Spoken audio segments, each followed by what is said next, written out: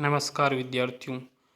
आज राजस्थान के इतिहास के प्रश्नोत्तर के क्रम में राजस्थान के विभिन्न स्थानीय नामों व कुछ संग्रहालयों के बारे में प्रश्नोत्तर मिलेंगे। पहला प्रश्न, सिवि जनपद कहाँ स्थित है?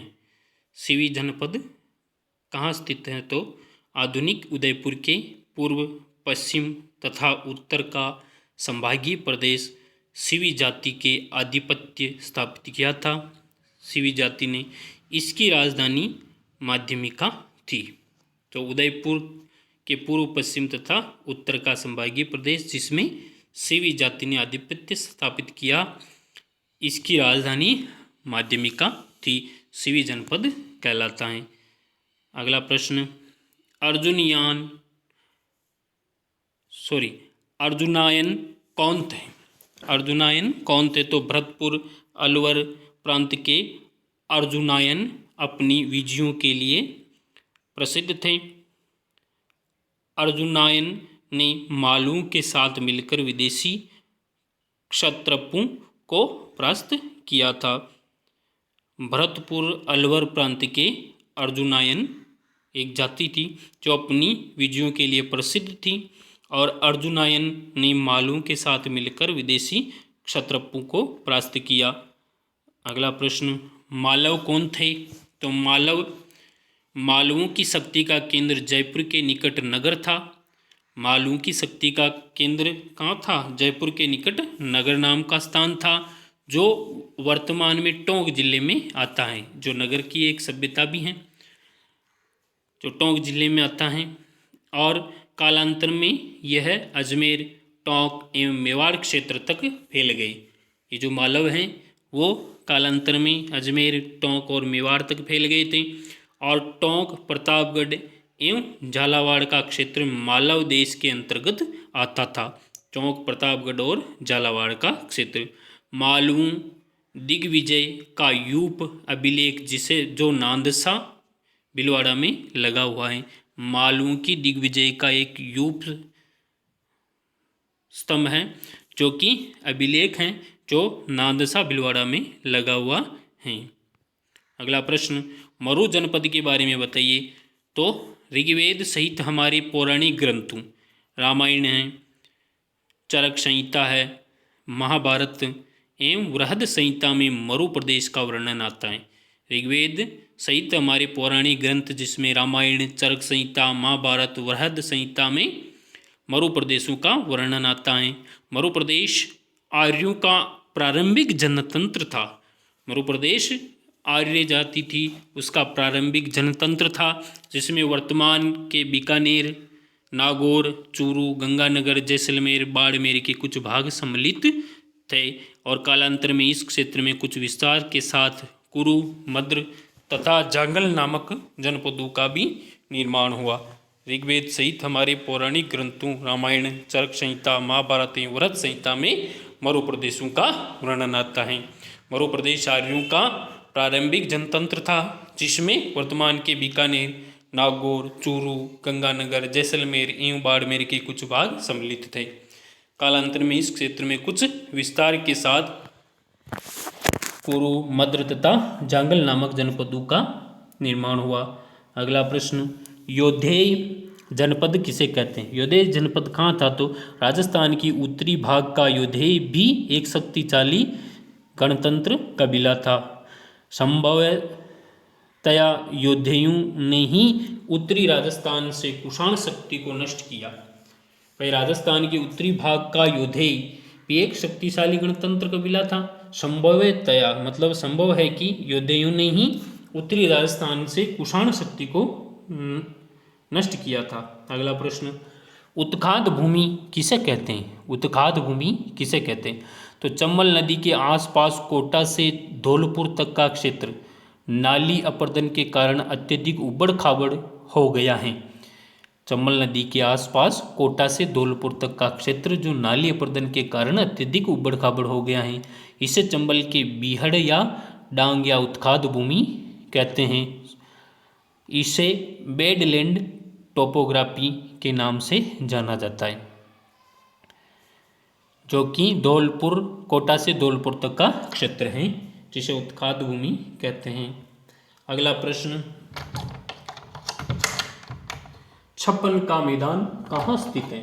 छप्पन का मैदान कहाँ स्थित है? तो राजस्थान के दक्षिणी भाग में बांसवाड़ा का व प्रतापगढ़ जिलों में माही और सहायक नदियों द्वारा निर्मित कुछ मैदानी भाग हैं।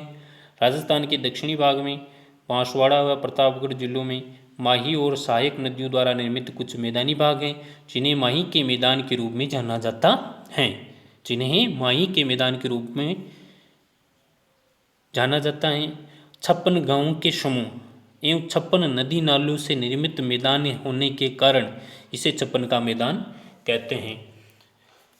56 गांवों का समूह भी हैं और 56 नदी नालों से भी निर्मित हैं, जो कि बांसवाड़ा और प्रतापगढ़ जिलों में माही और सहायक नदियों द्वारा निर्मित कुछ मैदानी भाग हैं, जिसे 56 का मैदान कहते हैं। अगला प्रश्न, ऊपरमाल किसे कहते हैं? भीलवाड़ा जिले का मध्य पूर्वी भाग, चित्तौड़गढ़ जिले की भैंसरोडगढ़ तहसील व बूंदी जिले का पश्चिमी भाग ऊपरमाल कहलाता है। भीलवाड़ा जिले का मध्य पूर्वी भाग, चित्तौड़गढ़ जिले की भैंसरोडगढ़ तहसील व बूंदी जिले का पश्चिमी भाग। भीलवाड़ा जिला का मध्य पूर्वी भाग अर्थात बिजोलिया की तरफ, और वहाँ से भैंसरोडगढ़ तहसील व बूंदी जिले के पश्चिमी भाग को ऊपरमाल कहते हैं। अगला प्रश्न, देशहरो किसे कहते हैं? देशहरो जयपुर जिले के जरगा व रागा पहाड़ी क्षेत्र जो सदैव हरा भरा रहता है। उदयपुर जिले के जरगा व रागा के पहाड़ी क्षेत्र जो सदैव हरा भरा रहता है, देशहरो कहलाता है। उदयपुर जिले के जरगा व रागा की पहाड़ियाँ जहाँ का क्षेत्र सदैव हरा भरा रहता है, उसे देशहरो कहते हैं। अगला प्रश्न, थली किसे कहते हैं? थली किसे कहते हैं? तो बीकानेर, चूरू का अधिकांश भाग एवं दक्षिणी गंगानगर का मरुस्थल प्रदेश थली कहलाता है। बीकानेर, चूरू का अधिकांश भाग एवं दक्षिणी गंगानगर का मरुस्थल प्रदेश थली कहलाता है। अगला प्रश्न, पोतवार का पठार कहाँ स्थित है? पोतवार का पठार कहाँ स्थित है? तो अरावली के उत्तरी पूर्वी छोर पर पोतवार का पठार स्थित है। अरावली का जो उत्तरी पूर्वी छोर है वहाँ पर पोतवार का पठार स्थित है। अगला प्रश्न, नाल किसे कहते हैं? नाल किसे कहते हैं? अरावली के मध्य में मेवाड़ क्षेत्र में स्थित दर्रों के स्थानीय नाम जैसे है झीलवा की नाल, सोमेश्वर की नाल, हाथीगुड़ा की नाल। ये रास्ते हैं, ऐसे जो पहाड़ियों के बीच में रास्ते बने हुए हैं उनको नाल कहते हैं। इसमें रास्ते बने हुए हैं अरावली के मध्य में मेवाड़ क्षेत्र में, जो दर्रे हैं जो मतलब रास्ते हैं उन्हें नाल कहते हैं। जसवंतपुरा की पहाड़ियाँ कहाँ स्थित हैं? आबू क्षेत्र के पश्चिम में जालोर तक विस्तृत पहाड़ियाँ।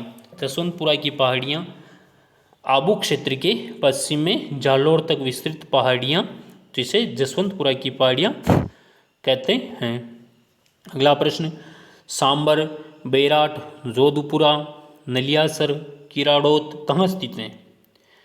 तो ये सांबर झील भी हैं, बैराट सभ्यता हैं, जोधपुरा में भी सभ्यताएं हैं, नलियासर में, किराड़ोत में, यहाँ सब में सभ्यताएं हैं। तो ये कहाँ किस जिले में स्थित है? तो ये जयपुर में। सांबर, बैराट, जोधपुरा, नलियासर, किराड़ोत। सांबर एक झील है, खारी झील, ये भी जयपुर में स्थित हैं। कुबड़पट्टी कहाँ स्थित है?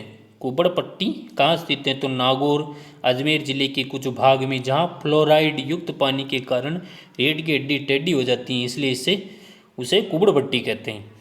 जो नागौर और अजमेर जिले के कुछ भाग हैं जहाँ पर एक पट्टी है, पट्टी का मतलब कुछ स्थान है, कुछ क्षेत्र हैं जहाँ पर फ्लोराइड युक्त पानी मिलता है, उसके पीने से लोगों के दांत भी पीले हो जाते हैं और उनकी रीढ़ की हड्डी भी टेढ़ी हो जाती हैं, इसलिए इसे कुबड़पट्टी कहते हैं, मतलब कुबड़े हो जाते हैं व्यक्ति। अगला प्रश्न, नाग पहाड़ कहाँ स्थित है? नाग पहाड़ कहाँ स्थित है? तो नाग पहाड़ अजमेर में स्थित है। नाग पहाड़ अजमेर में स्थित हैं और यहाँ नाग पहाड़ से एक नदी भी निकलती है, लूणी नदी। नागपाड़ से एक नदी भी निकलती है, लूणी नदी, और ये अजमेर में स्थित हैं। नागपहाड़ अजमेर में स्थित हैं और यहाँ से एक नदी भी निकलती है, लूणी नदी। भाकर किसे कहते हैं? भाकर किसे कहते हैं? तो पूर्वी सिरोही के क्षेत्र में अरावली की तीव्र ढाल वाली उबड़ खाबड़ पहाड़ियाँ भाकर कहलाती। पूर्वी सिरोही के क्षेत्र में अरावली की तीव्र ढाल वाली उबड़ खाबड़ पहाड़ियाँ भाकर कहलाती हैं। अगला प्रश्न, प्रिंस अल्बर्ट म्यूजियम के बारे में बताइए। तो प्रिंस अल्बर्ट म्यूजियम यह राज्य में स्थापित किया गया प्रथम संग्रहालय है। राज्य में पूछ ले कि भाई राज्य में सबसे पहले कौन सा संग्रहालय स्थापित किया गया, तो प्रिंस अल्बर्ट म्यूजियम, जो कि जयपुर में स्थित है और इसकी नींव महाराजा राम सिंह के शासनकाल में 1857 में प्रिंस अल्बर्ट ने रखी थी। प्रिंस अल्बर्ट ने इस म्यूजियम की नींव रखी थी महाराजा राम सिंह के समय में, और ये राजस्थान का राज्य का पहला संग्रहालय है, प्रिंस अल्बर्ट म्यूजियम।